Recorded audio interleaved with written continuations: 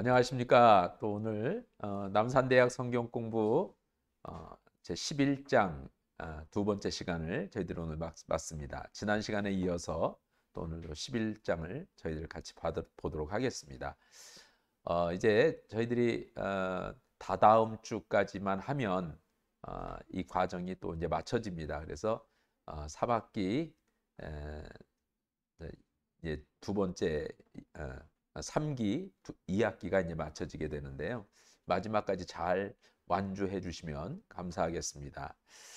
이제 저희들 교재를 보면서 이제 시작을 할 텐데 지난 시간에 이 제목 여러분 기억나시죠? 자, 어떤 제목인지 우리가 확인하면서 다시 화면을 보고 이제 저희들 같이 공부해 나가도록 하겠습니다. 아, 자, 교회 시대를 지도로 보면 성령님의 역사가 더 입체적으로 보인다. 자, 이 제목으로 저희들이 지난주에 했고 오늘까지 2주에 걸쳐서 진행을 합니다. 교회 시대를 지도로 보면 성령님의 역사가 더 입체적으로 보인다. 이 교재가 조금 특이한 것은 우리는 지금까지 이제 지도를 좀 간과했죠. 모든 성경 공부에서도 신앙 훈련이라든지 또 성경 공부를 해도 성경 그 자체만을 이렇게 내용을 담아 이제 같이 공부하는 그런 시간들을 많이 가졌었는데 이 교재는 지도를 보면서 성경의 내용들을 살펴보고 또 예수님께서 신약을 저희들이 이제 공부해 나가니까 예수님께서 사역을 어느 순서대로 어떻게 어느 지역에 가서 무슨 일을 행하셨다 이런 것들을 이렇게 직접 공부를 하다 보면 성경이 이제 입체적으로 보이는 겁니다. 그리고 성령의 역사가 더 입체적으로 보이게 됩니다. 자, 지난 시간에 한 것을 이번에는 조금 한번 훑어보고 넘어가도록 하겠습니다. 어, 보통은 이제 훑어보면 중복이 되니까 안 훑어보는데 이번 시간은 조금 훑어봅니다. 자, 지난 시간에 기억나시죠? 지도를 보면 예수님께서 사역하신 그 지역은 아주 국한돼 있죠. 팔레스타인 그 지역을 벗어나지 않았습니다. 그런데 이제 사도행전에 넘어오면서 이 사도들이 세계 곳곳에 이제 퍼져가면서 복음을 다 전했습니다. 그 당시 때에 로마까지 가서 복음을 전하는 그런 이제 일들을 저희들이 겪었죠. 그래서 아시아, 유럽 쪽으로 복음이 퍼져가는 그런 이제 과정들을 저희들이 이제 보면서 일단은 사도행전과 서신서의 세계라고 해서 이 사도행전과 서신서가 쓰여진 그런 지역이나 나라 지명들을 저희들이 이제 살펴보면서 주로 요 범위 안에서 모든 그런 사도들이 선교 활동을 했고 그리고 서신서도 썼다라고 하는 그런 내용을 저희들이 같이 공부를 했습니다. 그래서 지도도 그려봤어요. 그려봤고 그리고 이것을 지명들을 조금 우리가 암기하기 좋게 그렇게 우리 같이 I'm a gag since I am easy라고 하는 문장, 간단한 문장을 가지고 이것을 암기하도록 그렇게 했었습니다. 자, 일단 한 거니까 지도 그리는 것은 제가 생략을 하고요.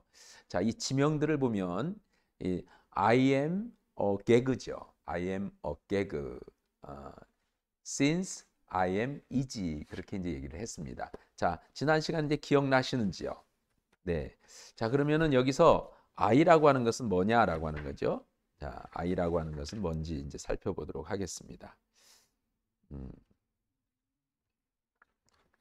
자, I는 뭐죠? 이탈리아. I am이니까 I'm, M은 마게도냐. 그리고 개그니까 A 아가야. 개그의 앞에 G는 그리스. 중간에 A는 아시아. 끝에 G는 갈라디아. since의 S는 수리아. I am 이지 그랬어요. I는 이스라엘. 처음에는 이탈리아고 두 번째 뒷문장 관계 대명사로 이어지는 뒷문장에는 I는 이스라엘. 그리고 M 이지니까 A가 아라비아라고 해요. 우리가 보통 아라비아 사막이라고 얘기를 하잖아요. 아라비아 사막, 아라비아. 그리고 이지의 이는 이집트. 그래서 10개의 주요 나라들을 저희들이 봤고 주요 지역들을 저희들이 살폈습니다. 자, 이탈리아, 마게도냐, 아가야, 그리스, 아시아, 갈라디아, 그리고 수리아, 이스라엘, 아라비아, 이집트 10개의 도시. 실제 이제 예루살렘에서부터 교회가 태동이 돼서 거기서 복음이 진앙지가 되어서 진원지가 되어 가지고 쭉쭉쭉쭉 퍼졌어요. 퍼지면서 제일 먼저 이제 이방 나라에 세워진 교회가 안디옥입니다. 그 안디옥이 바로 수리아 지역에 있는 안디옥이에요. 수리아 지역에 있는 안디옥. 그 안디옥에 최초로 이방 지역의 교회가 세워졌고 그 안디옥 교회를 중심으로 해서 이제 선교를 펼쳐나가기 시작했어요. 하나님께서는 양대 산맥처럼 예루살렘 교회와 안디옥 교회 두 교회를 통해서 예루살렘 교회를 통해서는 이제 유대 나라 사마리아 그 지역 안에 복음이 증거되게 하셨고 또 이 예루살렘 교회가 제일 태동된 처음 모체가 되는 그런 교회가 되겠습니다. 그리고 이제 거기에서부터 파생되어서 이방 나라에 세워진 게 이제 안디옥인데 안디옥 교회는 이방 선교를 위해서 세워진 교회입니다. 그래서 이방 선교의 아주 전초기지 역할을 했던 게 바로 안디옥 교회죠. 자, 안디옥 교회를 중심으로 해서 사도 바울과 바나바가 선교사로 파송이 되면서 이제 전 아시아 지역 갈라디아부터 시작해서 아시아 지역 이쪽으로 해가지고 전부 복음이 증거됐었어요. 그러다가 또 2차 전도 여행 때는 저 마게도냐 지역으로 해가지고 그리스까지 이렇게 갔다 오는 그런 과정이 되었었습니다. 자, 이것을 우리가 사도 바울은 1차 전도 여행, 2차 전도 여행, 3차 전도 여행 거쳐서 지난 시간에 3차 전도 여행까지, 4차 전도 여행까지죠. 4차 전도 여행까지 저희들이 봤죠. 4차 전도 여행까지 봤습니다. 자, 먼저 이 이스라엘 예루살렘에서 세워진 그 예루살렘 교회에서 수리아까지 일자로 이제 쭉 직진해서 안디옥 교회가 세워졌잖아요. 그래서 그 일은 교회 형성 시대라 그렇게 말씀했어요. 자, 그것을 우리가 표시로 하는 상징적인 표시로 일자는 교회 형성 시대를 나타낸 거였다.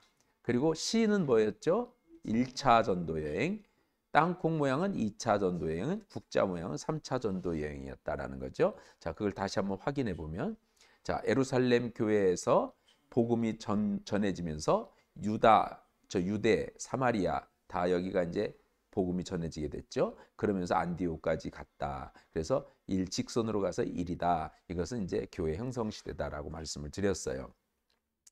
그 다음에 이제 C가 뭐냐면 1차 전도여행인데 전도한 지역들을 성경에 보면 13장에서 15장 다 석장씩 돼 있어요. 13, 14, 15장. 자, 외우기도 쉽게 하나님이 하셨어요. 그래서 1차 전도 여행 13장에서 15장까지의 내용을 보면 사도 바울이 전도 여행을 한 지명들이 나와요. 그 지명들을 쭉 이렇게 짚어서 그려보면 이런 모양입니다. 그래서 갈 때는 초록색으로 이렇게 해서 가고요.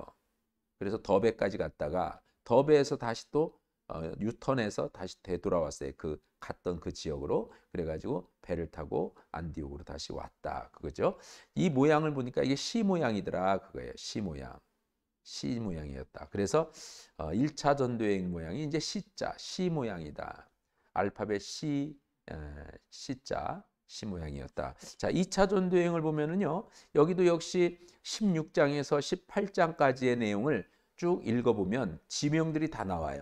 그래서 어디를 갔는지 이제는 지난 1차는 해로로 이제 선교 여행을 출발했는데 이제 육로로 출발을 했습니다. 그래서 안디옥에서부터 시작해 가지고 다소를 거쳐서 더베, 루스드라, 그다음에 안디옥. 여기 안디옥은 버시디아 안디옥이에요. 버시디아 안디옥. 안디옥을 거쳐서 다시 이렇게 예베소 쪽으로 이제 예베소가 아니라 다시 이렇게 전에 1차 전도 여행을 갔던 그 지역 예베소 지역으로 해가지고 이렇게 돌아오려고 했었었는데 여기서 이제 마게도냐 사람이 자꾸 손짓을 하면서 이쪽으로 오라 그래가지고 기도 중에 환상을 보고 유럽 쪽으로 이제 간 거죠. 그래서 드로아를 거쳐가지고 유럽으로 이제 넘어갔어요.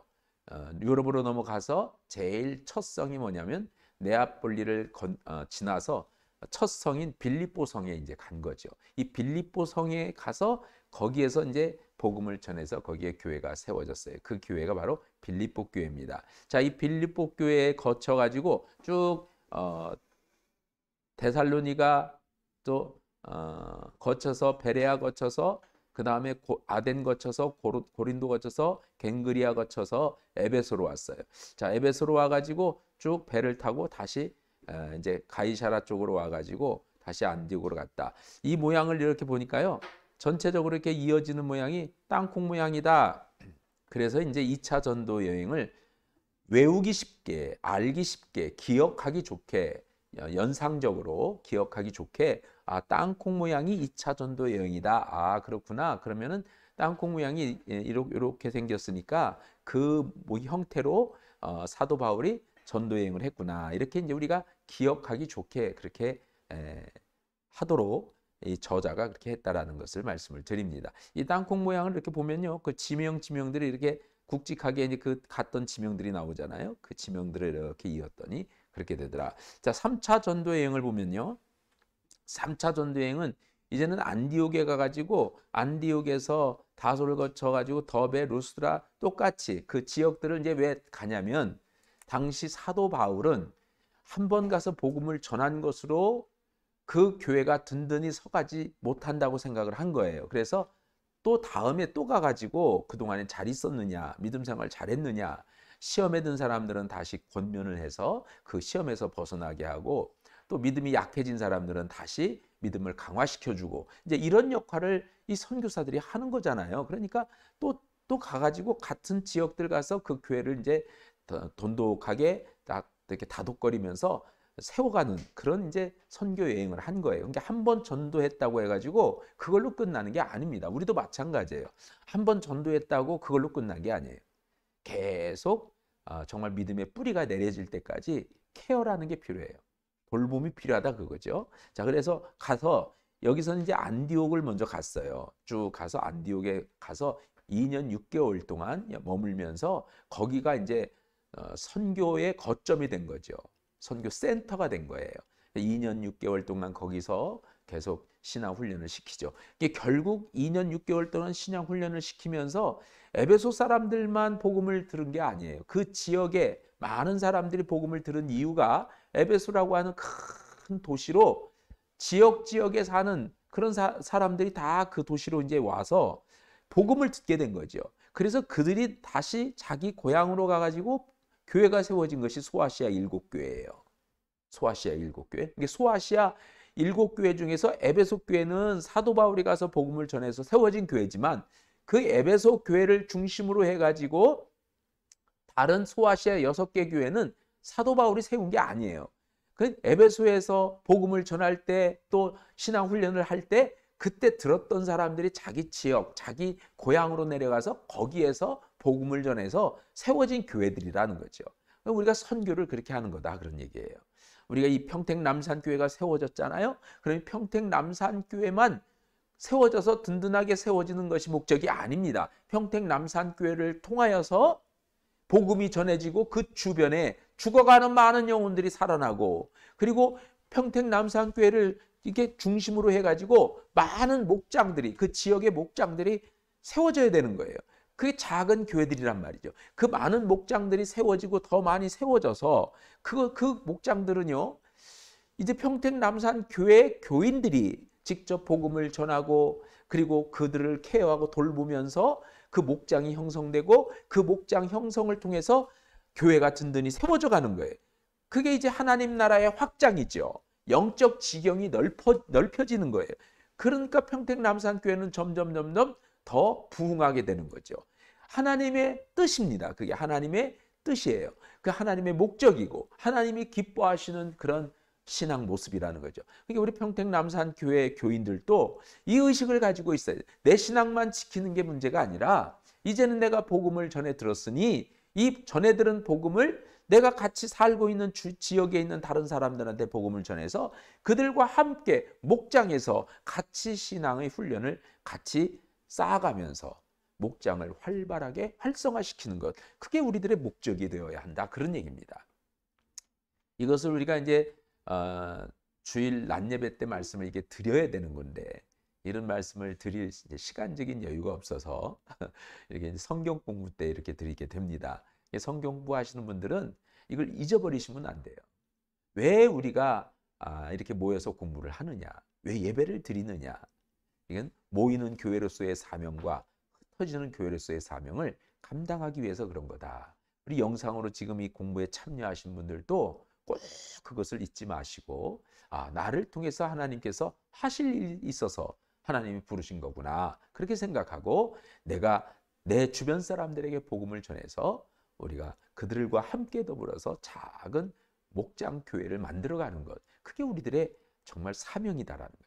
그랬을 때에 그곳에 주님의 나라가 이루어지는 그런 놀라운 하나님의 은혜가 있습니다. 자, 그래서 이렇게 해서 돌아가지고 쭉 와서 보니까 이 그림이 이게 선교 여행을 한 요 여정이요. 이렇게 보니까 꼭 국자 모양이더라. 그래가지고 이렇게 해서 3차 전도 여행은 이렇게 국자 모양이다. 저는 이제 이게 오리같이 생겼는데 국자라고 하니까 또 국자 같구나 이렇게 이제 보이긴 합니다. 어쨌든 이 모양이더라. 자, 이 국자 모양을 생각하면 몇 차 전도 여행이요? 3차 전도 여행이다. 이렇게 이제 생각을 하시면 됩니다. 자, 저희들이 이제 4차 전도 여행까지 본 거죠? 3차까지 봤나요? 네네네. 죄송합니다. 3차 전도 여행까지 저희들이 봤어요. 자, 이제 그러면 이제 4차 전도 여행으로 시작되는데, 우리 12시대로 신약도 이제 우리가 나눴잖아요. 구약 12시대로 나눴던 것처럼, 분류했던 것처럼, 신약도 역사를 12시대로 나눴단 말이죠. 그 12시대로 이렇게 구약과 신약을 이렇게 좀 비교하면서 우리가 공부하기 좋으라고 이렇게 12시대로 역사를 나눴어요. 그러니까 이제 복음서가 네 시대죠. 네 시대 복음서가. 그래서 첫 번째 시대, 두 번째, 세 번째, 네 번째 시대까지 복음서가 됩니다. 그래서 마태 시대, 마가 시대, 누가 시대, 요한 시대 이렇게 이제 보시고요. 사도행전 1장에서 11장까지가 교회 형성 시대의 다섯 번째 시대가 됩니다. 그 다음에 사도행전 13장에서 15장 1차 전도 여행이 이제 여섯 번째 시대. 그리고 2차 전도 여행이 일곱 번째 시대. 그리고 3차 전도 여행이 여덟 번째 시대예요. 그래서 19, 20, 21 석장이죠. 자, 이제 아홉 번째 시대죠. 아홉 번째. 이 아홉 번째 시대가 4차 전도 여행입니다. 이것은 이제 사도행전 끝까지 가는 거예요. 22장부터 28장까지 내용입니다. 7장으로 되어 있는 내용 안에 바울의 4차 전도 여행이 담겨 있습니다. 이 4차 전도 여행은 뭐냐면 바울이 로마로 가서 복음을 전하기를 원했어요. 이제 로마서에 보면 바울의 마음이 거기에 담겨 있습니다. 내가 빨리 로마 가서 너희들을 만나보고 싶다. 너희들을 만나보고 싶다는 얘기는 로마에 가서 복음을 전하는 것이 이제 바울의 이제 선교 계획이었단 말이죠. 그런데 하나님께서는 바울을 이렇게 로마 교회가 청빙을 해가지고 가서 자유롭게 복음을 전하는 그런 것을 바울은 계획을 했는데 하나님은 그 계획이 아니었어요. 죄수의 몸으로 로마에 가게 하신 거예요. 그래서 제가 지난 주일날 설교 때 사람의 생각과 하나님의 생각은 다르다라는 말씀을 드렸잖아요. 얼마만큼 달라요? 천지 차이만큼 달라요. 그것이 이사야 55장 8절에 있는 말씀이에요. 천지 차이만큼, 하늘과 땅만큼 다르다는 거예요. 그러니까 우리는 내 생각, 내 뜻대로 살면 안 됩니다. 하나님의 생각대로 살아야 돼요. 내 생각이 아무리 정말 비범하게 지혜롭다 한다 하더라도 내 생각은요 아주 제한적일 수밖에 없는 거예요. 하나님의 생각을 따라갈 수가 없는 거예요. 왜냐하면 하늘과 땅 차이로 그렇게 차이가 있으니까. 그래서 우리는 하나님의 생각을 우리가 마음에 품고 그 뜻대로 살아가야 되는 사람들이 그리스도인들입니다. 자, 이렇게 하나님의 생각은 그렇게 달랐어요. 그래서 사도 바울을 죄수의 몸으로 로마에 가게를 했어요. 근데 왜 죄수의 몸으로 가게 했느냐? 죄수의 몸을 가게 한 이유가 뭐예요? 기억 안 나시죠? 불과 3일 전 설교인데, 죄수의 몸으로 가게 된 것은요, 자유롭게 가면 당시에 로마의 귀족들이라든지 왕실에 있는 가족들이라든지 왕실 혈족들이라든지 아니면 관료들을 만날 수 있는 그런 이게 여건이 잘 형성이 안 되죠. 일반 사람들에게 복음이 전해질 뿐이었어요. 그런데 이제 로마라고 하는 어떤 특수성 때문에 로마에 더 큰 파급력을 갖게 하기 위해서는 먼저 관료들이 믿어야 된다. 귀족들이 먼저 믿어야 된다. 그래야 그 관료들과 그 귀족들이 당시에는 종제도가 있었으니까 자기들이 거느리는 사람들, 백부장이 믿으니까 그 자기가 거느리는 100명의 그 군인들에게 복음이 전해지잖아요. 고넬류라고 하는 백부장이 예수님을 믿으니까 집안의 모든 식솔들이 다 예수를 믿었잖아요. 베드로가 가서 복음을 전하니까 다 믿잖아요. 그러니까 누가 믿느냐에 따라서 그 영향력이 상당히 큰 거예요. 당시에 성경에 보면 백부장들이 여럿이 나오는데 그 백부장들로 말미암아 이방인들에게 복음이 전해졌고 그들이 이렇게 같이 그 집안 안에 식솔들로 종들로 그 집을 섬기는 사람들이 다른 일반 사람들하고는 전혀 차원이 달라요. 한두 사람이 종이 있다면 이 백부장들은 여러 10여 명, 20명의 사람들이 종들이 있단 말이에요. 그들이 자기 주인이 그렇게 예수님을 믿고 하나님을 믿으니까 다 그 신앙을 따라가더라는 거예요. 그래서 우리가 이 전도도 영향력이 있도록 그렇게 전도를 해야 되는 것입니다. 그래서 어떤 사람이 믿느냐에 따라서 그 파급력은 상당히 크다라는 거예요. 한 예를 더 들면요. 연예인들, 인기 연예인들이 예수님을 믿고 자기가 예수님을 믿는다고 하는 신앙의 표현을 하잖아요. 그 영향력이 굉장히 큽니다. 그래서 축구 선수들이 말이죠. 그냥 축구 팬들이 열심히 응원하는 그 이제 선수가 골을 넣고 무릎 꿇고 기도하는 모습을 딱 보여요. 세리머니로. 그거 보고 젊은 애들이 얼마나 큰 영향력을 받는지 몰라요. 아, 정말 믿음의 모습이 저런 거구나. 이런 걸 보는 거죠. 또 가수들이요. 한번 예수 믿는다는 어떤 그런 표현을 하잖아요. 그러면 그 가수들, 인기 가수가 있는 그 인기 가수의 팬들은요. 그를 따라서 많은 영향을 받아요. 그만큼 많은 그런 사람들에게 영향을 끼칠 수가 있습니다. 어떤 때는 이렇게 보면 저런 사람이 목사해야 될 텐데 이런 생각이 들 때가 있어요. 저런 사람이 워낙 영향력을 많이 주니까 저런 사람이 한마디 하면 많은 사람이 마음의 문을 열고 잘 받아들일 수 있겠구나 이런 생각이 들 때가 있어요. 그만큼 우리가 복음을 전해도 사도 바울은 아주 전략적으로 조직적으로 이렇게 했는데 요 뜻이 하나님의 뜻이었다는 거예요. 그것을 나중에 깨닫습니다. 사도 바울이.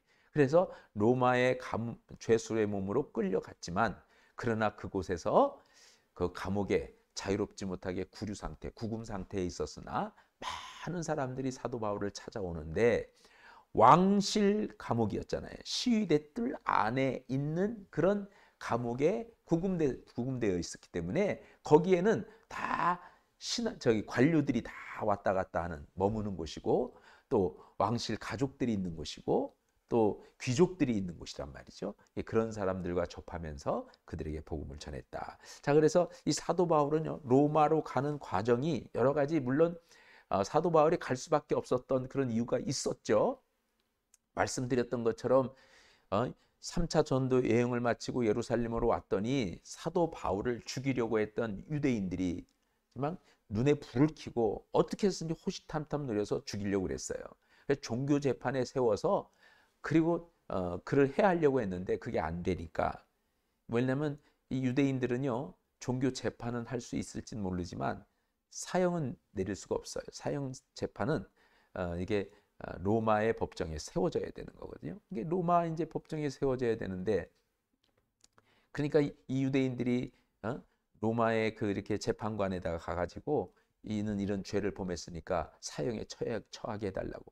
예수님도 그래서 결국은 로마 빌라도 앞에 서가지고 사형 선고를 받은 거잖아요. 그런 것과 똑같이 사도 바울도 그렇게 하려고 했다가 야 나는 로마 시민권 있는 사람이야. 아 그러니까요. 함부로 대하지 못하는 거죠. 로마 시민은 재판할 수가 없었어요. 그래서 사도 바울이 가만히 보는데 이제 그래서 그러면 이는 로마 시민이니까 풀어줘야 되겠다. 풀어주려고 하려고 했는데 보니까 득달같이 어떤 사람이 왔어요. 천부장이 얘기합니다. 아 사도 바울을 풀어주면 안 됩니다. 왜냐하면 지금 유대인들이 암살단을 조직해가지고 나오기만 기다리고 있습니다. 그래가지고 결국은 오히려 감옥에 있는 게 더 낫겠다 싶어가지고 거기 있고 가이사 앞에 내가 재판을 받겠다.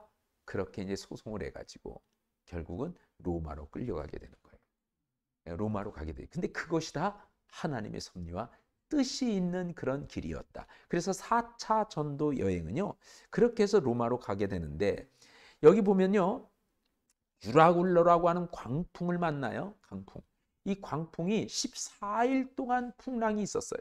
아무리 우리나라에도 그 풍랑이 그렇게 몰아쳐도 14일 동안 풍랑이 있는 적은 없잖아요. 3, 4일이면 아니 하루면 지나가잖아요.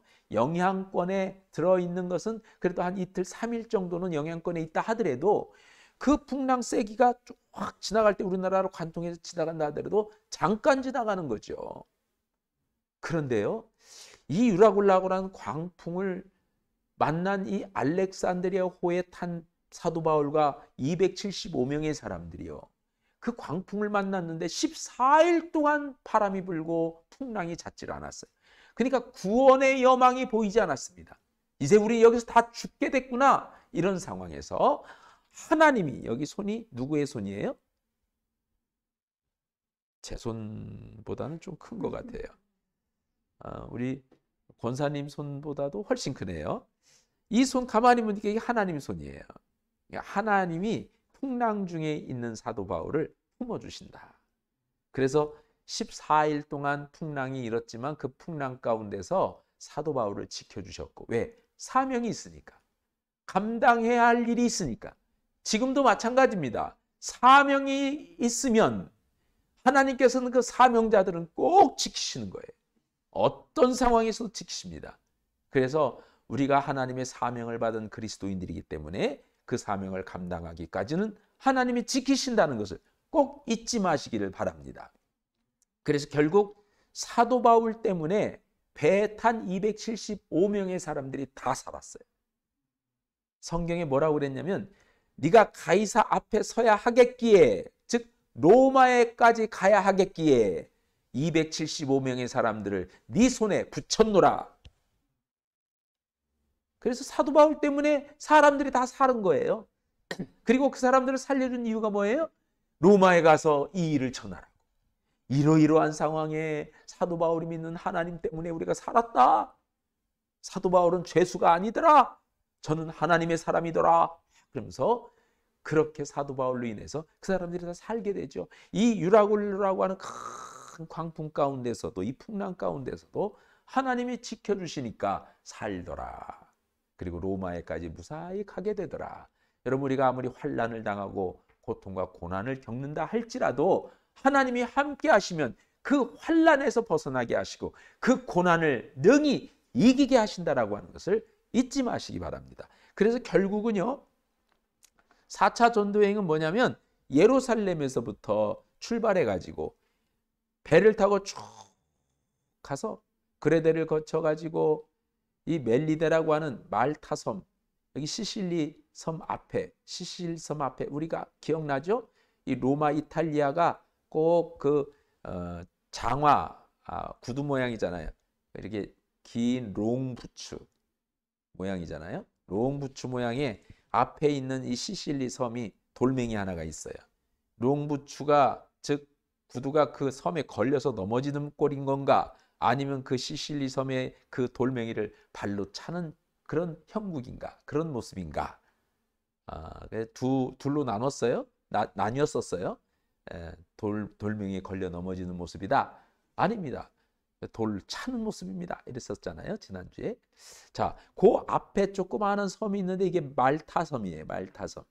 이게 멜리데 섬인데 이 멜리데 섬에 상륙하게 되죠. 상륙해서 배는 다 파손하고 276명의 사람들이 거기에 다 올라가서 그 원주민들이 만났는데 그 원주민들이 사도 바울을 보고 신이라, 저는 신이라. 그래서 신처럼 잘 대하고 그 276명의 사람들을 거기서 이 원주민들이 잘 융성이 대접해서 배까지 만들어 가지고 로마까지 이렇게 가게 했다 그거예요. 그래서 지금 여기 보면 이렇게 쭉 가고 용수철이 뭐예요? 14일 동안 풍랑을 만나서 이리저리 헤맸던 모습을 그린 거예요. 그래서 요렇게 일직선으로 쭉 가서 빵빵 이 유라굴라란 광풍 때문에 여기저기 14일 동안 헤매다가 멜리데 섬에 이렇게 상륙했다가 다시 이제 거기서 배 타고 로마까지 가는 요 여정이 4차 전도여행, 4차 전도여행. 사도 바울의 4차 전도여행. 자, 그다음에 사도 바울은요. 여기서 이제 사도행전, 우리가 가지고 있는 성경에 있는 사도행전은 여기서 끝납니다. 28장까지. 28장까지 끝나는데 그러면 5차 전도여행은 어디 나옵니까? 5차 전도여행은요. 서신서에 조금 나타나요. 서신서에 나타나는데 5차 전도여행은 뭐냐? 자, 이렇게 사도 바울이 마지막 5차 전도여행을 합니다. 자, 여기가 이탈리아잖아요. 로마 이탈리아잖아요. 자, 이탈리아에서 5차 전도여행은 이제 소송이 걸려가지고 로마의 법정에 서게 됐는데 고소인이 나타나지 아니하면 1년 8개월 동안, 거의 2년이죠. 2년 동안 고소인이 나타나지 아니하면 결국은 그 소송권은 무효가 돼버리고 맙니다. 소송권은요.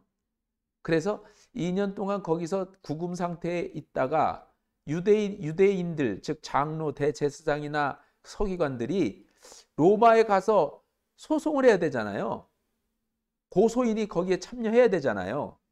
그래야 되는데 가지를 않았어요. 갈 이유가 없는 거죠. 갈 수가 없는 거죠. 왜냐하면 아니 죄목이 없는데 가서 어떻게 거기서 뭘 얘기를 해요. 소송거리가 없는데, 죄목이 없는데. 그래서 결국 안 가니까 2년이 지나서 거기서 풀려납니다. 자, 풀려나자마자 아이고 이제는 내가 감옥에서 2년 동안 지내다 보니까 몸도 다 지치고 힘들다. 이제는 이 몸 좀 쉬어야 되겠다. 이렇게 생각하고 쉰 게 아니고 거기서 추록하자마자 다시 전도여행을 떠난 거예요. 그게 5차 전도여행입니다. 자, 5차 전도여행은요. 여기 보시니까 로마에서부터 시작해가지고 스페인으로 가요. 스페인. 그래서 결국 스페인까지 가서 복음을 전하게 되죠. 스페인에 가서 복음을 전하고 쭉 육로로 쭉 여기 보면 저 헤로로 스페인까지 가가지고 헤로로 쭉 배 타고 쭉 와가지고 여기 이제 시실리잖아요. 시실리. 여기 거쳐서 그레데까지 왔어요. 그레데는 뭐냐면 그레데는요. 누가 목회하고 있냐면 디도가 목회하고 있는 거예요. 디도. 영적 아들 디도. 그리고 에베소에는 누가 목회하고 있느냐? 디모데가 목회하고 있었어요. 그러니까 사도 바울이 이제는 자기가 죽을 날이 임박했다는 것을 아마 직감한 것 같아요. 그래 결국은 이제 찾은 것은 자기의 아들들, 영적인 아들 둘을 찾아가요. 그게 이제 그레데에서 목회하는 디도를 찾아가고 에베소에서 목회하는 디모데를 찾습니다. 그리고 이제 그들에게 당부하는 그런 당부를 하죠. 자, 그리고 나서 뺑 돌아서 자기가 전도 여행을 떠났었던 그 지역들 있잖아요. 여기 아시아 지역을 거쳐서 여기 뺑 돌아서 마게도니아 지역을 거쳐서 여기 그리스라고 하는 그리스 아덴을 거쳐서 고린도를 거쳐서 다시 배를 타고 로마까지 갑니다. 그리고 로마에서 이제 순교를 당해요. 거기서 죽습니다. 두 번째 이제 감옥에 갇히게 되는 거죠. 그때 사도 바울이 마지막으로 디모데와 디도에게 결국 이제 마지막 유언과 같은 서신을 남겨요. 그게 이제 디모데 전후서, 디도서입니다. 이제 유언과 같은 그런 서신이죠. 마지막 영적인 아들. 사도 바울은 결혼하지 않았어요. 참 그는 세상에서 세상 사람들이 보는 어떤 시각으로 보면 참 부유하게 그리고 잘 살 수 있는 사람이었어요. 세상 사람들의 기준에 보면. 근데 그는 하나님 때문에 모든 것을 다 배설물처럼 버리고 주를 위해 살겠다. 주의 영광을 위해서 살았어요. 그리고 마지막 결혼도 안 하고 순교를 당하게 됐죠. 그러나 결혼하지 않아서 자식은 없었지만 영적으로 낳은 아들이 있었는데 수많은 아들들 가운데 자기의 가장 가까운 아들이라고 생각한 게 이제 디모데하고 디도입니다. 그래서 이제 그 두 사람이 영적 아들이다 이렇게 이제 보는 거고 나머지는 제자들이에요. 제자들 그렇게 이해를 하시면 되겠습니다. 그래서 이게 5차 전도 여행입니다. 자 이렇게 해서 5차 전도 여행까지 우리가 이제 본 거예요. 5차 전도 여행. 그러면서 이제 사도 바울은 그렇게 얘기를 해요. 너희들 다 제자 삼아라. 복음을 전해서 제자 삼아라. 너희는 땅 끝까지 이르러 복음을 전하는데 가서 그들에게 복음을 전하고 세례를 베풀고 제자를 삼아라. 그래서 그의 명령이 뭐냐면 가라. 가서 제자를 삼으라. 그렇게 명령하는 거예요. 가라. 그리고 제자를 삼으라. 그렇게 명령을 합니다. 예. 그럼 우리도 마찬가지예요. 우리도 가서 제자를 삼아야 돼요. 사도 바울이 디모데를 제자 삼고 수많은 사람들을 제자 삼고 디도를 제자 삼은 것처럼 그렇게 제자를 삼으라는 거예요. 우리도 역시 복음을 전해서 이 사람이 나로 인해서 하나님을 만나고 그가 새롭게 거듭나는 그 모습을 보라. 내가 낳은 영적인 그런 자녀다. 내가 낳은 영적인 사람이다. 그런 제자를 삼는 그런 명령을 이게 사도 바울이 이제 권면으로 해줍니다. 그래서 가서 복음을 전하고 그들에게 세례를 베풀어서 제자를 삼으라는 말씀을 하는 거죠. 자 이렇게 해서 지도상에 보면 선교행 사도 바울이 바나바와 함께 다니면서 복음을 전했던 이 지역들 다 다녔던 곳이에요. 가만히 보세요. 여기 지금 다 히에라볼리, 골로새, 라우디게아, 빌라델비아, 사대 성경에 나오는 다 지명들인데요. 이렇게 많은 곳을 다녔어요. 세상에 이렇게 많은 평생을 다녀도 사실은 이렇게 자세히 다닐 수 없는 이 지역을 사도 바울이 다녔어요. 이 많은 지역을 다니면서 복음을 사도 바울이 전했습니다. 그것도 한 번에 다 간 게 아니라 1차 전도 여행, 2차 전도 여행, 3차 전도 여행, 4차 전도 여행, 5차 전도 여행까지 보면은 옆에 있는 스페인까지 간 거예요. 스페인까지. 이쪽에 있는 스페인까지 가. 그러니까 이렇게 많은 지역들을 다녔어요. 그래서 1차, 2차, 3차, 4차까지의 그런 전도 여행을 다시 한번 한 지도로 표시하면 이렇게 됐다. 그래서 1차, 그 다음에 2차, 3차, 4차, 5차는 이제 성경에 안 나오니까요. 안 나오니까. 네, 좀 이렇게 우리가 공부한 거 성경의 사도행전 28장까지의 내용까지의 그런 어떤 기록들이 되겠습니다. 그래서 여기 지금 중요한 이 지역 에베소 지역. 하여튼 이렇게 이제 다녔다라고 하는 것을 여러분 기억하시면서 우리도 좀 더 하나님을 믿고 믿음 안에서 이렇게 다녀야 된다라고 하는 것을 다시 한번 우리도 상기되는 그런 시간들이 되었으면 좋겠습니다. 그리고 서신서는요. 서신서는 이제 바울이 서신서를 썼는데 여기서는 어디에서 썼다가 아니라 그 교회에다가 쓴 즉 수신자의 입장에서 지금 서신들을 기록한 거예요. 이게 사도 바울이 예를 들어 로마서를 썼다 그러면 로마서는 사도 바울이 로마서를 쓸 때는 고린도에서 썼단 말이에요.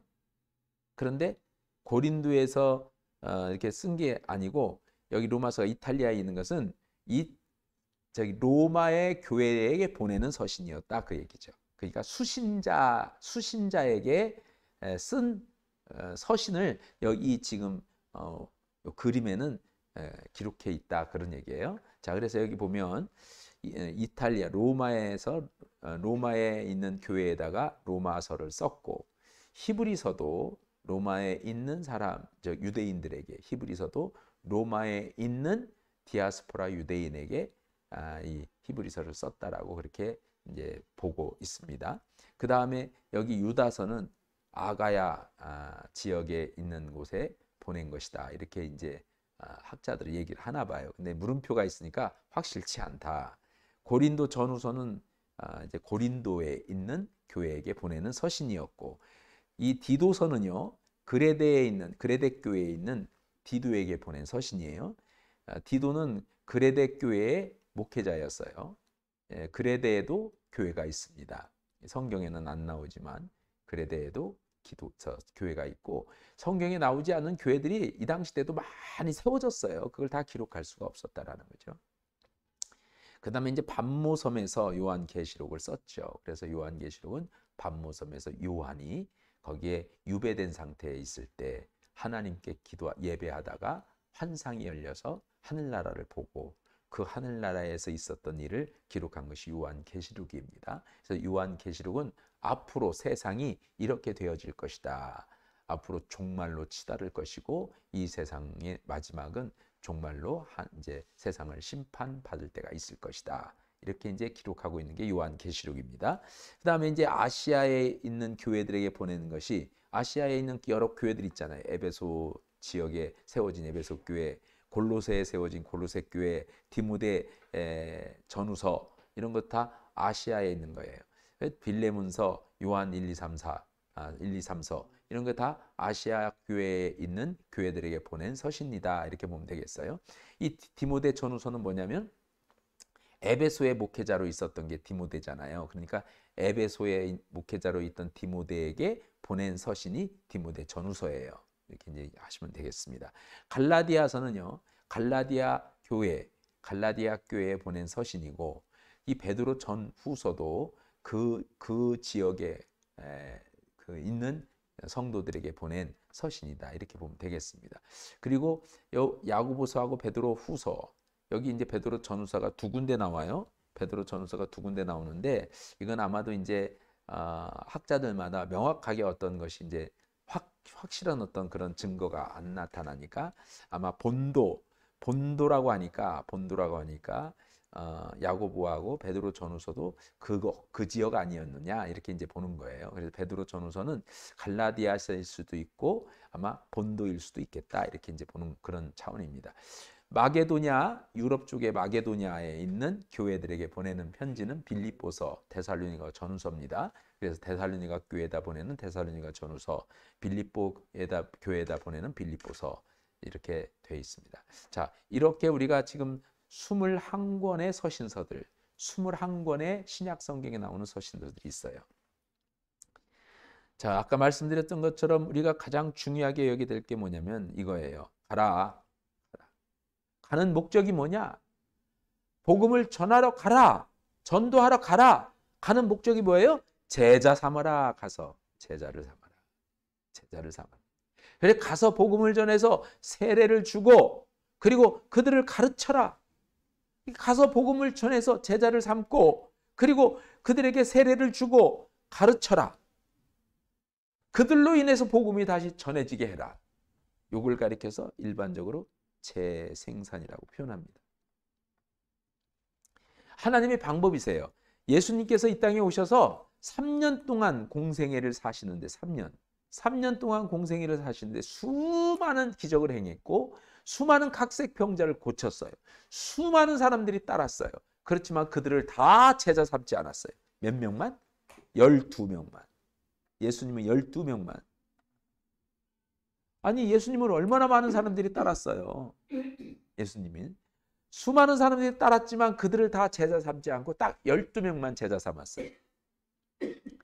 그리고 12명을 잘 가르치고 훈련시켰어요. 그리고 12명을 통해서 전 세계에 복음 전하게 하셨어요.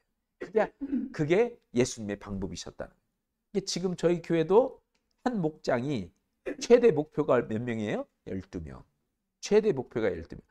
한 개인이 케어할 수 있는 에너지의 양, 케어할 수 있는 영역은 최대 12명이에요. 12명이 넘어가면 케어를 절대 못합니다. 절대라는 표현을 써서 죄송하지만 왜냐하면 사람이 많으면요. 안 나와도 케어를 안 해요. 왜? 나오는 사람이 있으니까. 예를 들어서 12명의 목장 식구들이 있다면 12명 가운데 6명만 나오도요.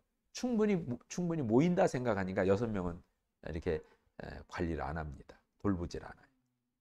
그래서 그때는 12명이 딱 되면 그래서 분목장을 해야 돼요. 분목을 해야 돼요. 그래서 다시 6명씩이든지 5명씩이든지 아니면 4명씩 나눠야 돼요. 그 4명씩 나눠진 목장에서 다시 또 키워서 12명까지 가야 돼요. 그래서 자꾸 목장은 분목을 이루어 가야 되는 거예요. 근데 가끔 보면 어느 목장은 아이고 우리 나누면 나는 안 할래요. 안 나올래요. 뭐 이런 식으로 협박을 해요. 그렇죠. 협박 많이 당했어요. 저 협박 많이 당했습니다. 협박 많이 당했어요. 근데 어, 그렇게 해도 이제 나눴죠. 결국은 다 나눴죠. 나누긴 나눴는데 나누니까 잘 이렇게 이제 형성해 나가는 거죠. 근데 사실은 나눴을 때 하나님이 더 역사해서 더 또 활발하게 또 이렇게 부흥시켜 가요. 근데 나누지 않으면 고인물이 돼가지고 다시 퇴보해 나가는 그런 모습들을 많이 봅니다. 그래서 우리는요, 이 주님의 뜻을 따라가야 돼요. 주님께서 우리에게 맡기신 귀한 사명을 따라가야 된다. 그래서 예수님도 3년 동안 12명만 키웠어요. 그리고 그 12명을 통해서 복음을 전했다. 이렇게 이제 이해를 하시면 됩니다. 자, 이제 신약의 종결이라고 8과를 보면 신학의 종결이 나오죠. 이 신학의 종결은 이제 요한계시록을 지금 얘기하는 거예요. 요한계시록. 자, 요한계시록을 얘기하고 있는데 신약의 마지막 두 시대의 지리적인 배경이 된 지역은 간략하게 밤모섬 하나로 나타낼 수 있다. 이게 신약의 마지막 두 시대의 지리적인 배경이 된 것은 밤모섬이다. 밤모섬. 이게 사도들 중에서 가장 오래 산 사람이 사도 요한이에요. 요한. 이 사도 요한이 가장 오래 살았고 마지막 사도 요한이 오래 살면서 요한계시록을 씁니다. 그럼 오래 살았다고 사도 요한이 복 받은 사람이냐? 아니요.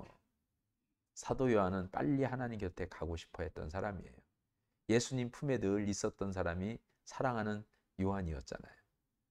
근데 그 요한을 남겨뒀어요. 그게 자기 이렇게 형제, 자기 믿음의 형제인 사도들 다 죽는 거, 순교당하는 걸 다 봤고요. 그리고 그 속사도라고 그 이후에 그 제자들도 다 순교당하고 죽는 것을 자기가 지켜봤어요. 그게 제일 고통이잖아요. 지금도 나이 드신 분들 보면 주변에 이제 가까웠던 분들이 하나 둘씩 떠나가는 것을 이제 보게 되잖아요. 그러면서 가까웠던 분들이 떠나는 걸 보면서 그게 더 고통인 것을 이렇게 호소할 때가 있습니다. 그때 제가 들어도 참 그렇겠다 싶은 생각이 들어요. 왜냐하면 나중에는 이제 홀로 남겨지니까 더 외롭잖아요. 그래서 그게 더 고통인데 사도 요한이 그 고통을 오롯이 자기가 다 짊어져요. 짊어지고 마지막까지 가서 결국 요한계시록까지 딱 쓰고 거기서 이제 죽습니다. 순교를 당합니다. 그러니까 요한계시록까지 썼다는 얘기는 뭐냐면 성경을 완성시켰다는 거예요. 성경을 완성시켰다. 하나님께서 이 인류를 앞으로 어떻게 하겠다라고 하는 것까지 전부 다 싹 하나님 보여주신 거예요. 그래서 마지막에는 예수님이 재림주로 오셔서 이 세상을 심판하시는데 그때 심판주로 오신 예수님이 이렇다 이런 것을 한다. 그때 그 환난 중에서 구원받을 자가 바로 그리스도인 즉 믿는 하나님의 자녀들이어야 된다라고 하는 걸 말씀하세요. 그래서 그들은 나중에 휴거될 거다. 하늘나라로 갈 거다. 그 하늘나라를 간다는 얘기는 뭐냐면 하늘나라에 입성한다는 얘기예요. 입성. 그리고 나머지는 전부 다 불못, 지옥에 갈 거다. 천국과 지옥이죠. 천국과 지옥으로 이제 갈라지는 그때가 분명히 온다. 근데 지금 보면 종말이 얼마 남지 않았다는 생각이 자꾸 들어요. 여러분 아마 믿는 사람 같으면 거의 같은 생각 아닐까 싶습니다. 종말이 얼마 남지 않았다. 그래서 우리가 믿음 생활을 잘 해야 됩니다. 정말 잘해야 됩니다. 내 후손들이 정말 주님을 믿고 믿음 안에서 구원받기 위해서는 내가 참 신앙생활 해야 돼. 그래야만이 내 후손들이 마지막 때 이 환난 중에서도 하나님이 그들을 지키시고 구원해 주십니다. 그래서 자녀들을 위해서라도 내 신앙 잘 지켜가야 됩니다. 그래서 이제 요 9번에 보면 모든 것이 그리스도에 대한 말씀이다. 모든 것이. 성경이 몇 권이죠? 자, 성경이 몇 권이죠? 66권. 자, 이 66권 모두가 다 누구에 대한 얘기예요? 예수 그리스도에 대한 얘기. 모든 게. 그러니까 우리가 여호수아서를 펼쳐서 읽잖아요. 그러면 누구에 대한 이야기예요? 여호수아에 대한 얘기가 아니에요. 예수님에 대한 얘기입니다. 예수님에 대한 얘기. 그러니까 우리가 이제는 성경 공부를 하면요. 창세기를 우리가 읽어도 펼쳐 읽어도 예수님이 보여야 되는 거예요. 예수님이. 에베소서라고 하는 서신서를 읽어도 예수님이 보여야 된다 그 얘기예요. 모든 게 다 그리스도에 대한 말씀입니다. 그래서 보십시오. 이게 지금 구약의 제사잖아요. 제사. 이 모든 제사는 누구에게 초점이 가 있어요? 예수님. 자, 예수님께서 구약에 있는 희생제물, 속죄 제물로 이 땅에 오신 거라는 거예요. 그러니까 만일 구약에 이 제사법이 없었다면 예수님이 이 땅에 오신 의미를 깨닫지 못하는 거예요. 예수님이 속죄 제물로 오셨다라고 하는 의미를 이해를 못한다는 얘기예요. 구약에 제사법이 있었기 때문에 예수님이 그 제사를 드릴 때 자기 대신 짐승을 잡아 드렸던 그 제사 의식과 같이 나 대신 예수님이 대신 죽으셨다라고 하는 것이 이해가 돼야 된다는 거예요. 그것이 복음이니까 그게 이해가 되어지고 그게 믿어져야 구원을 받는 거니까. 그래서 하나님은 구약의 제사법을 통해서 예수 그리스도를 보게 하신 거예요. 예수 그리스도를. 구약의 제사. 그걸 아주 명확하게 설명하고 있는 게 히브리서잖아요. 유대인들은 제사법을 너무나 잘 아니까 예수님은 곧 우리의 죄를 위해서 속죄 제물로 오신 양이시다. 양이시다. 그 양도 흠이 있는 양이면 안 되죠. 흠 없는 양이시다. 죄가 하나도 없으신 분이시다. 죄 없으신 분이기 때문에 제물로서의 그런 합당한 그런 조건이 되는 거예요. 죄가 있으면 그 죄의 값으로 예수님 스스로 죽는 거지. 우리 대신 죽을 수 있는 게 아니죠. 죄가 있으면 그렇습니다. 그래서 이 땅에 수많은 사람들이 십자가를 져도 이 땅에 수많은 사람을 위해서 죽어도 그는 자기 죄 때문에 죽는 거지 그 사람들을 위해서 죽는 게 절대 아닙니다. 절대. 진정한 희생이라는 건 없어요.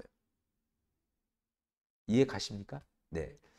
왜냐하면 자기 죄 때문에 죽는 거니까 희생이 아니에요. 죄에 대한 대가지요. 내가 죽는 것은. 내 죄 때문에 내가 죽는 거죠. 그러나 예수님은 죄가 없으신 분이니까 죽지 않아야 됩니다. 죽을 수가 없는 분이에요. 그런데 주님이 죽으신 것은 우리 죄 때문에 죽으신 거다. 그것이 이해가 되려면 구약의 제사법을 알아야 되는 거예요. 그래서 구약 성경을 공부하는 거예요.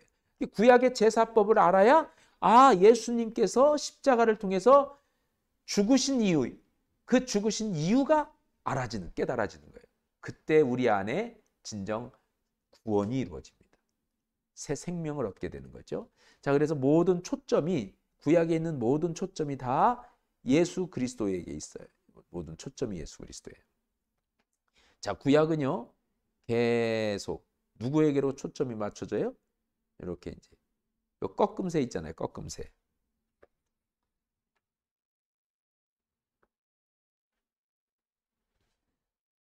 점점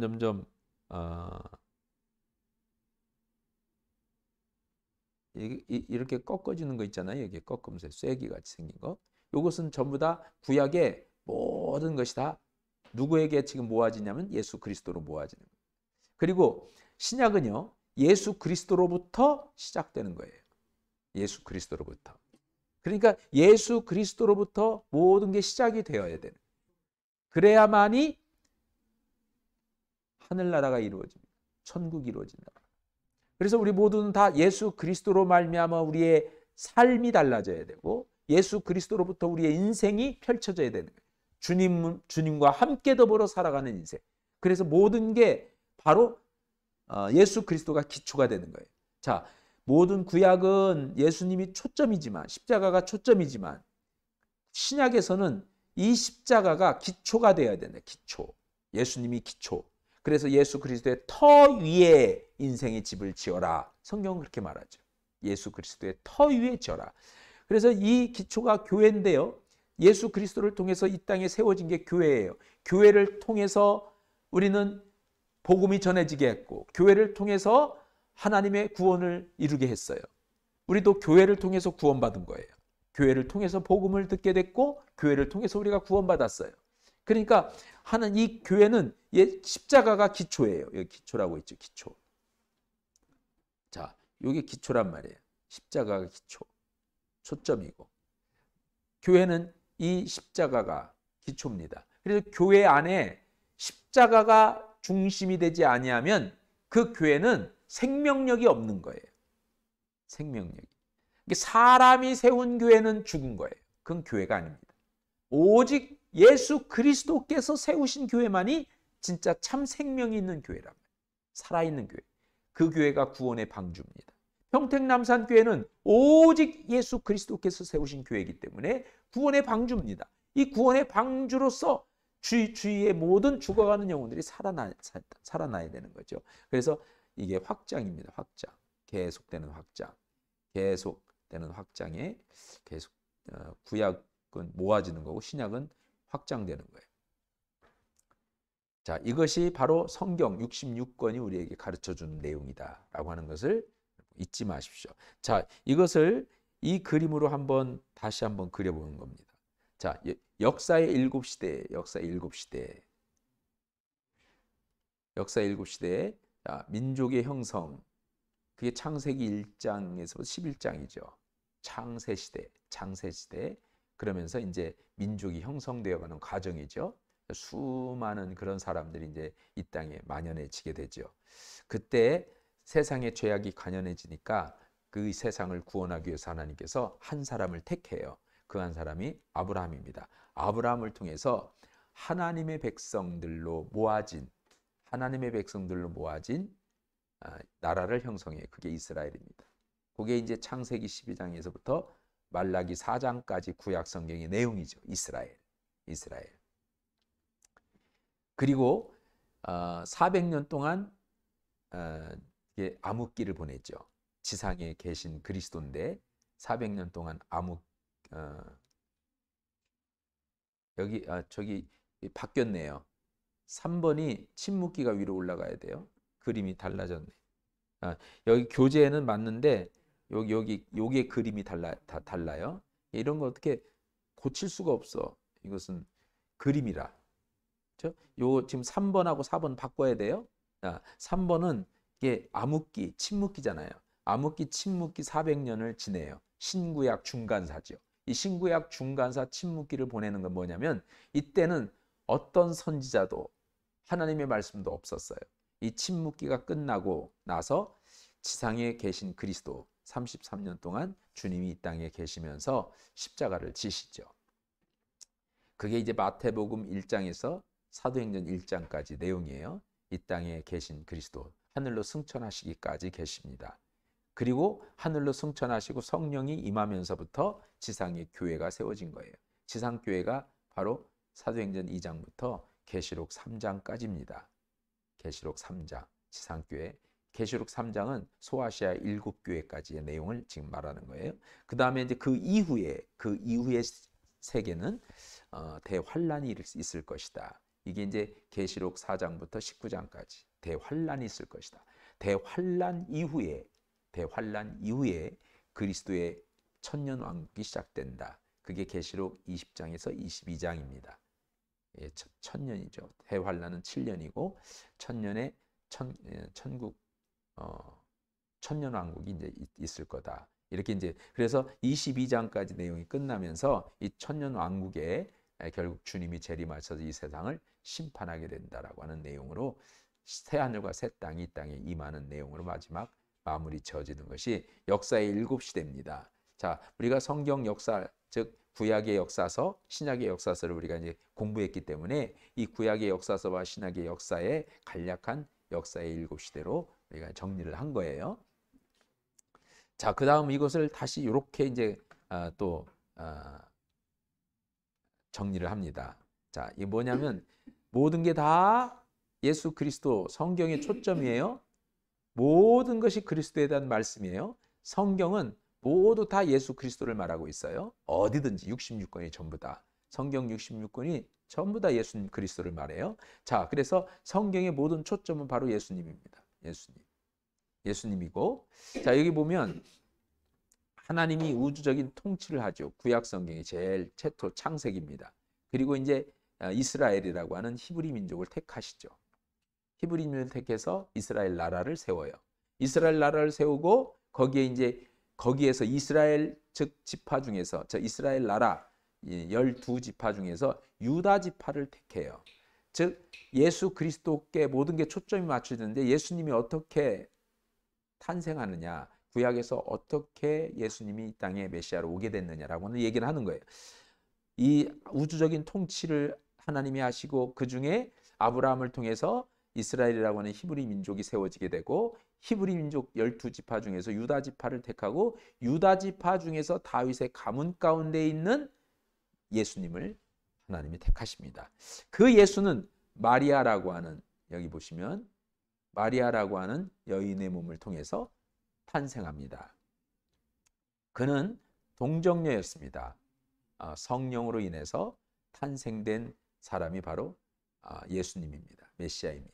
예수님. 자, 그 예수님을 통해서 이제는 그 역시 예수님도 역시 유대인이었어요. 유대인. 예수님을 통해서 유대인들이 복음을 듣게 돼요. 예수님을 통해서 유대인들이 복음을 들어요. 유대와 사마리아와 땅끝까지 이르러 내 증인이 되라. 그러니까 예수님을 통해서 유대인들이 복음을 전해지게 되고 그 다음에 사마리아인들이 복음을 듣게 되고 그 다음에 이방인들이 복음을 듣게 됐어요. 이방인들이 복음을 들으면서 이제는 대환란의 시대, 이제는 세상의 종말로 치닫게 되는 거예요. 그 세상 가운데 믿는 자와 믿지 않는 자가 영적 전쟁을 끊임없이 이루고 있습니다. 영적 전쟁. 그 사람과 사람의 싸움은요, 혈과 육의 싸움이 아닙니다. 우리가 서로 그냥 서로 돈 때문에도 싸우고 성격 때문에도 싸우잖아요.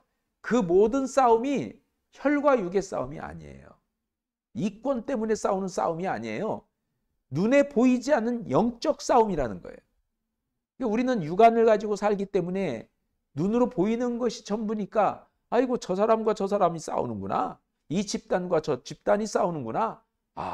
정말 이권 때문에 이 나라와 저 나라가 싸우는구나. 미국과 중국이 싸우는구나. 여러분 우리는 단순히 육안을 가지면 그렇게 보죠. 그래서 전에는 과거는 냉전 시대였으나 지금은 그렇지 않은데 그래도 계속 지금 전쟁을 준비하고 있고 싸우는 이유가 뭐냐? 경제 싸움이란 말이죠. 근데 이렇게 싸우는데 믿는 사람들은요. 보면 그게 혈과 육의 싸움이 아니라 이게 영적 싸움이다. 마지막 종말이 가까울 때 대환란이 시작이 되는데 그 대환란의 전쟁, 기근, 재앙들이 일어나요. 그러니까 이것을 우리가 영적으로 이렇게 보니까 그래서 제가 말씀드리잖아요.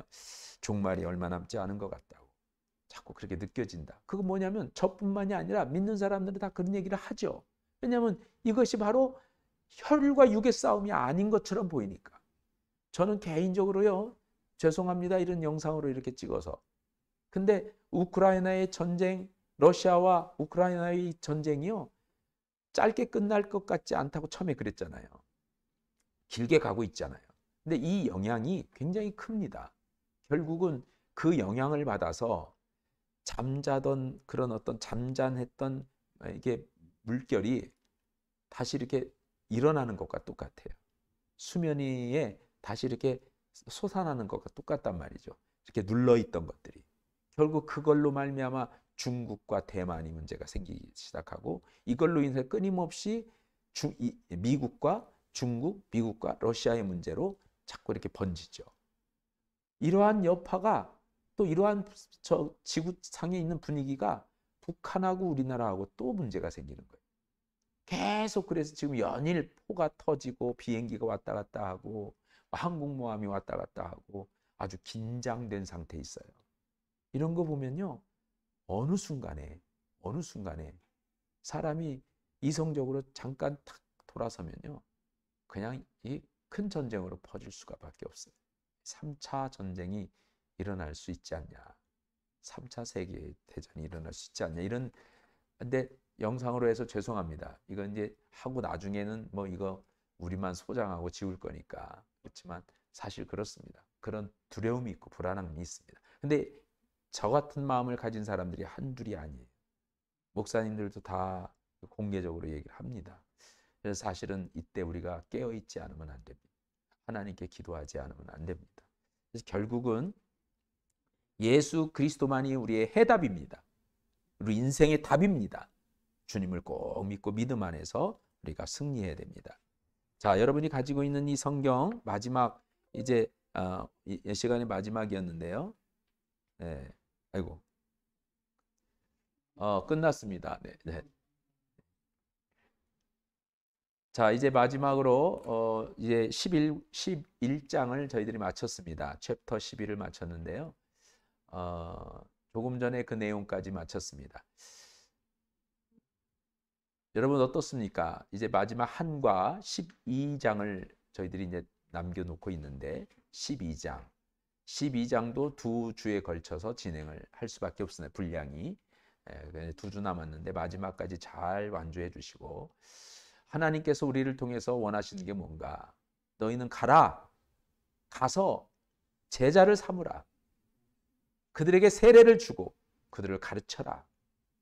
그게 우리를 부르신 목적이라고 하는 것을 잊지 마시고 마지막 종말이 임할 때까지 주님이 재림주로 오실 때까지 우리는 우리에게 맡기신 이 사명을 감당하다가 주님의 부르심을 받아야 되리라 생각합니다. 오늘 또 수고하셨습니다.